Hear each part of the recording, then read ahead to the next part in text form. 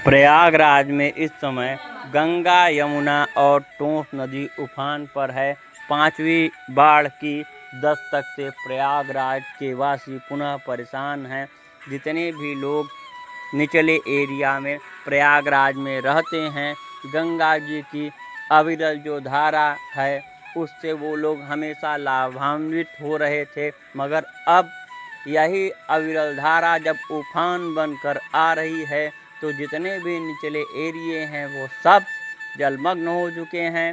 किसी का एक फ्लोर डूबा है तो कोई अपने बहुत बड़े संकट की ओर जूझ रहा है।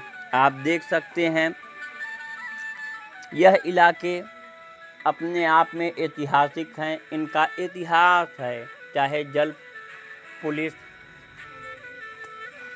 का हो, चाहे दारागंज से होते हुए नागवासुकी, पूरा जितना भी नीचे वाला बेल्ट है वह जलमग्न हो गया है। किसी भी तरफ आप देखिए, अगर वो गंगा यमुना नदी के किनारे हैं तो वो इस समय जलमग्न हैं। प्रयागराज में माँ गंगा ने अपना मंदिर जो है उसका भी अभिषेक कर दिया है। हनुमान जी को 5वीं बार अभिषेक माँ गंगा ने किया।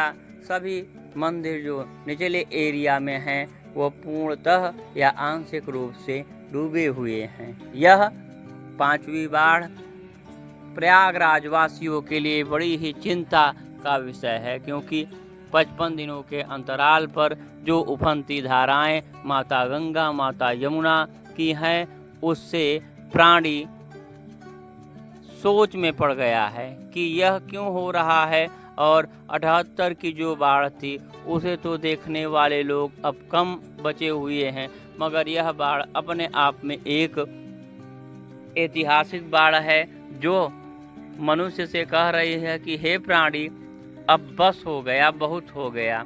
चाहे प्रकृति हो, चाहे नदियाँ हो, नाले हो, यह सभी पहाड़, यह सभी अब मनुष्य से एक आंशिक रूप से संदेश दे रहे हैं। अगर उस संदेश को मनुष्य समय रहते नहीं समझ पाएगा तो आने वाले दिनों में बहुत विकराल स्थिति होगी। इसकी कल्पना किसी इंसान ने नहीं की थी।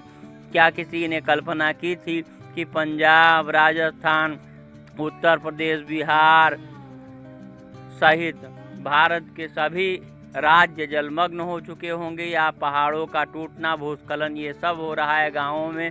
नदी, नाले, तालाब यह भी बहुत साल बाद एकदम लबालब भरे हुए हैं। हरियाली हर ओर है, मगर बरसात भी हर नक्षत्र में पानी बरस रहा है। यह बहुत दिनों बाद हुआ है। इससे भी आम जनमानस त्रस्त है। मगर प्रश्न पुनः यही उठता है कि अगर पेड़ों का रख रखाव नहीं किया गया, जितने भी अब भी जब मैं यह वीडियो निर्गत कर रहा हूँ, पता नहीं कितने पेड़ काटे जा रहे होंगे। तो अगर पेड़ का कटान यूं ही जारी रहा, पहाड़ों के साथ में छेड़छाड़ यूं ही होती रही, तो आने वाले दिनों में यह समस्या एक अस्थायी समस्या बन जाएगी। चाहे कितना भी प्रयास कर लिया जाए। जेवनिया में हमने आपने देखा, मगर जेवनिया बिहार का जो गांव था उसे अस्तित्व विहीन होने से हम नहीं बचा पाए। धराली का उदाहरण उत्तराखंड में हमारे सामने है। तो हे मानव, प्रकृति यही कह रही है कि अब समय आ गया है कि पुनः प्रकृति की ओर लौटो। प्रकृति के साथ संबंध को अपने स्थापित करो, जिसमें पेड़ों का रख रखाव और समस्त प्राकृतिक मान्यताओं की पूर्ति अनिवार्य तत्व है। अगर यह नहीं हुआ, पहाड़, नदी, नाले, इन सब का संरक्षण कितना ज़रूरी है, शायद आज मनुष्य को नहीं समझ में आ रहा होगा, मगर आने वाले दिनों में समझ में आएगा। अगर आपको यह सीरीज पसंद आ रही हो तो लाइक, शेयर, सब्सक्राइब करके हमारा उत्साहवर्धन कर सकते हैं। टोंस नदी भी उफान पर है 5वीं बार।